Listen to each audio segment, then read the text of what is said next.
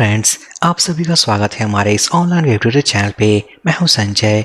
तो फ्रेंड्स, अगर आपने पिछले वीडियो को देखा होगा तो आई होप आपको एक क्लियर आइडिया हो गया होगा कि हमें कस्टम प्लगइन की नीड क्यों है, हम उसे क्यों क्रिएट करते हैं। सो ये वीडियो काफ़ी अमेजिंग होने वाला है क्योंकि इस वीडियो के अंदर हम एक बेसिक प्लगइन को सेट करने वाले हैं। हम वर्डप्रेस को ये बताने वाले हैं कि हमारे पास एक प्लगइन है, आप उसे भी रीड करो। मेरी एक रिक्वेस्ट है, आप चैनल पे नए हो, सब्सक्राइब नहीं किया है, फटाफट चैनल को सब्सक्राइब कर दीजिए ताकि हम ऐसे अमेजिंग क्वालिटी कंटेंट्स इस चैनल पे अपलोड करते रहें।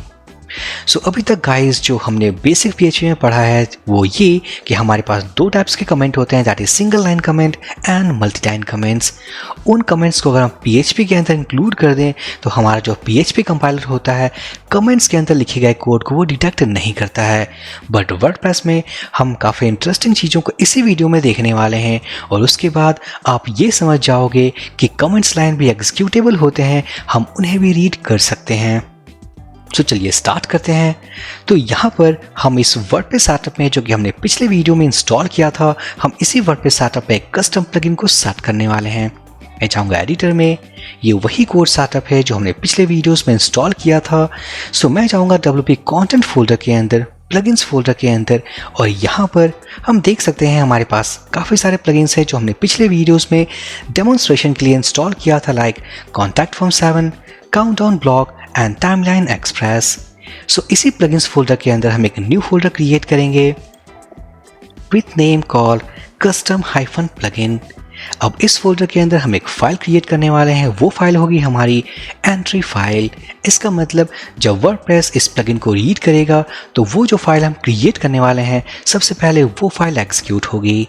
तो हम इस फोल्डर के अंदर एक फाइल क्रिएट करने वाले हैं with name custom plugin .php। इस फाइल के अंदर हम PHP टैग यूज़ करने वाले हैं और इस PHP टैग के अंदर हम कुछ लाइंस ऑफ कमेंट लिखने वाले हैं।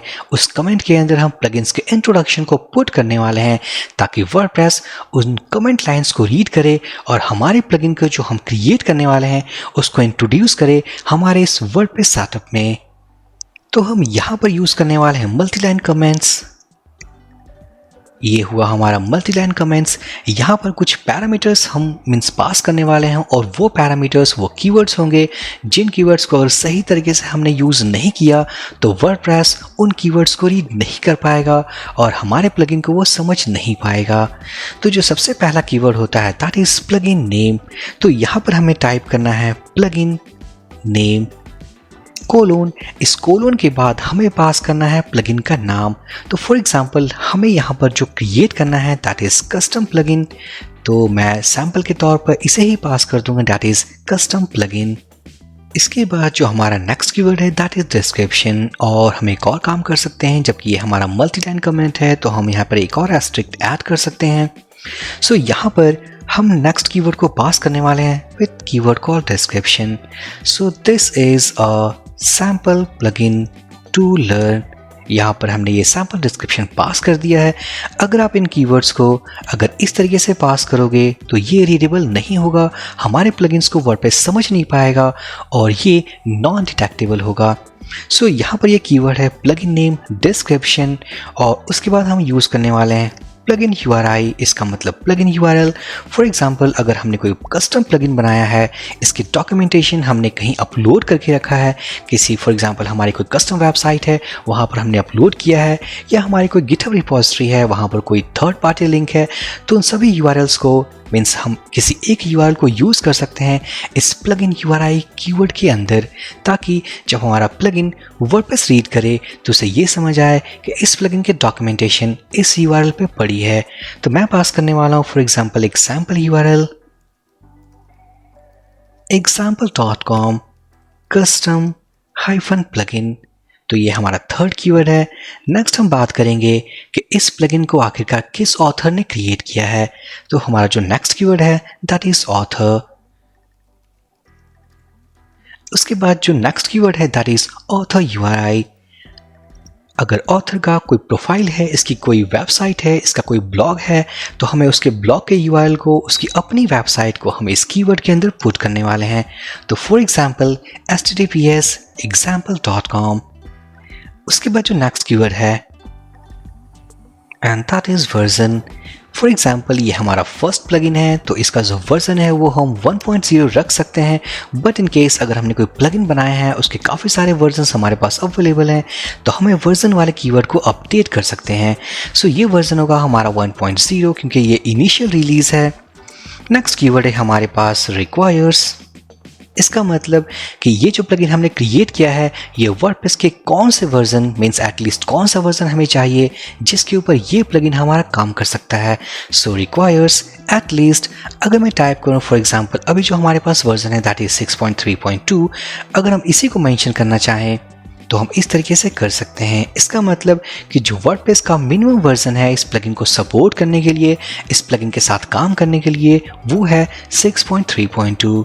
साथ ही साथ हम ये भी बता सकते हैं कि जो PHP वर्जन जिस सिस्टम में हम इस प्लगइन को यूज़ करना चाह रहे हैं उसका जो PHP का वर्जन है वो कितना हो सकता है। सो रिक्वायर्स PHP, और अगर मैं टाइप करूँ फॉर एग्जांपल 7.4 तो जिस सिस्टम का PHP वर्जन 7.4 होगा उसके साथ ये प्लगइन काफ़ी अच्छे तरीके से काम कर सकता है। सो जैसे कि मैंने पहले ही बताया था कि जो हमारे प्लगइन्स होते हैं, थीम्स होते हैं, यहाँ तक कि जो वर्डप्रेस का सेटअप होता है उसका जो बेसिक कोड स्ट्रक्चर है वो PHP में बना है। तो अगर हमने इसका कोड, इसके स्केलेटन, इसके मेथड्स, इसके फंक्शंस अगर हमने लेटेस्ट PHP को यूज़ करके बनाया है तो ऑब्वियसली हमें ये मेंशन करना होगा कि ये प्लगइन हमारे किस वर्जन के साथ कंपेटेबल तरीके से, कंफर्टेबल तरीके से काम कर सकता है। सो यहाँ पर है हमारे पास रिक्वायर्स एटलीस्ट, ये है वर्डप्रेस का वर्जन, रिक्वायर्स PHP, ये है PHP का वर्जन। इसके बाद हमारे पास दो पैरामीटर्स, दो कीवर्ड्स ऑल हैं जैसे कि लाइसेंस और लाइसेंस URI। सो यहाँ तक इन सारे कमेंट्स को ऐड करने के बाद अगर मैं जाऊँ अपने वर्डप्रेस डैशबोर्ड में, क्लिक करूँ प्लगइन्स वाले मेन्यू के ऊपर, तो हम देख पाएंगे इस लिस्ट में हमारे पास एक रो अवेलेबल है दैट इज कस्टम प्लगइन जो हमने अभी अभी क्रिएट किया है। अगर मैं बात करूँ इनके कुछ डिस्क्रिप्शन का तो ये है हमारा plugin name that is custom plugin जो कि हमने यहाँ मेंशन किया है। अगर मैं इसे कर दूँ कस्टम प्लगइन 1, रीलोड करूँ तो हम देख सकते हैं प्लगइन नेम चेंज हो चुका है। उसके बाद है हमारे पास this is sample plugin to learn और ये है हमारा डिस्क्रिप्शन। इसी तरीके से अगर मैं बात करूँ वर्जन 1.0, ये वही वर्जन है जो हमने वर्जन कीवर्ड में मेंशन किया है। नेक्स्ट है हमारे पास by sample user. Sample user क्या है? सैम्पल यूज़र ऑथर है जो हमने इसके कमेंट लाइन में मेंशन किया है। नेक्स्ट है हमारे पास विजिट प्लगइन साइट, और मैं होवर करने के बाद अगर इसके नीचे देखोगे आप तो ये है example.com कस्टम हाइफन प्लगइन। तो ये थी हमारी प्लगइन URI। सो ये है गाइस हमारे मल्टीलाइन कमेंट्स जिसको हमने इस फाइल के अंदर लिखा है, और इन्हीं कमेंट्स के बदौलत, इन्हीं कीवर्ड्स के बदौलत हम इन सारे वैल्यूज़ को यहाँ पर हम देख पा रहे हैं। यहाँ पर हम एक और चीज़ डिस्कस करना चाहेंगे वो ये कि अगर मैंने कीवर्ड्स को जो हमने इन कमेंट लाइन्स के अंदर मेंशन किया है अगर वो किस तरीके से गलत हो जाएं, जैसे कि प्लगइन नेम अगर वो इस तरीके से हो जाए तो हमारे पास क्या इम्पैक्ट पड़ेगा इस डिस्क्रिप्शन लिस्ट में। मैं रिलोड करूँगा तो हम देख सकते हैं हमारा वो प्लगइन जो हमने क्रिएट किया है वो अनडिटेक्टेबल है, उसे वर्डप्रेस समझ नहीं पाया है, और एक बार अगर प्लगइन समझ नहीं आया तो उसने उसे लिस्ट भी नहीं किया है। सो सबसे इंपॉर्टेंट कीवर्ड है प्लगइन नेम। अगर डिस्क्रिप्शन में कोई मिस्टेक हो जाए, फॉर एग्जांपल हमारा ये R यहाँ से रिमूव हो जाए, मैं सेव कर दूंगा, सो इट्स ओके, हमारे प्लगइन को इसने फाइंड कर लिया है, बट जो डिस्क्रिप्शन वाला सेक्शन है वो है ब्लैंक। सो मेन कीवर्ड है हमारा प्लगइन नेम। ये जो सारे पैरामीटर्स जो हमने पास किए हैं like description, plugin URI, author URI, version, ये सारे ऑप्शनल हैं। साथ ही साथ मैं आपको ये बताना चाहूँगा कि फॉर एग्जांपल अगर आपने इस कैपिटल N की जगह पे अगर स्मॉल n भी लिख दिया जैसे कि plugin name, so it's okay, उसे वर्डप्रेस समझ लेगा, रीड करके उसे लिस्ट भी कर देगा।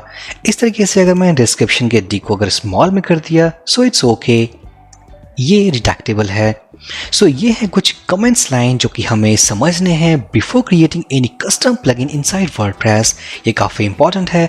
सो इसी तरीके से हमारे पास दो एक्स्ट्रा कीवर्ड्स होते हैं that is license and license URI।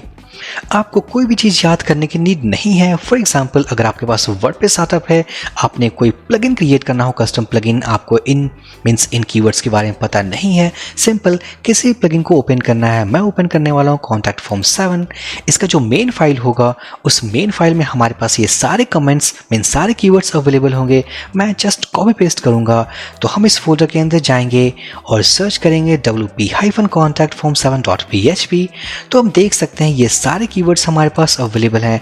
तो जस्ट हम इसे कॉपी करेंगे और अगर हमने ये क्रिएट नहीं किया है, पेस्ट कर देंगे। बस हमें इन वैल्यूज़ को चेंज करना है। तो ये काफ़ी सिंपल है। हमें कस्टम प्लगइन को बिल्कुल ये बताना वर्डप्रेस को कि हमने बनाया है, उसे रीड करे। सो ये थी गाइज हमारे कुछ कमेंट सेक्शंस की understanding to create a custom plugin inside WordPress. आगे आने वाले वीडियोस में हम काफ़ी कुछ डिस्कस करने वाले हैं अपने इस कस्टम प्लगइन के डेवलपमेंट जर्नी में। सो आई होप ये वीडियो आपको काफ़ी अच्छा लगा होगा। सो प्लीज़ लाइक, कमेंट, इस वीडियो को आप शेयर करें, चैनल को सब्सक्राइब करें। सो हम मिलते हैं नेक्स्ट वीडियो में। So for this video session guys, thank you for watching and have a great day.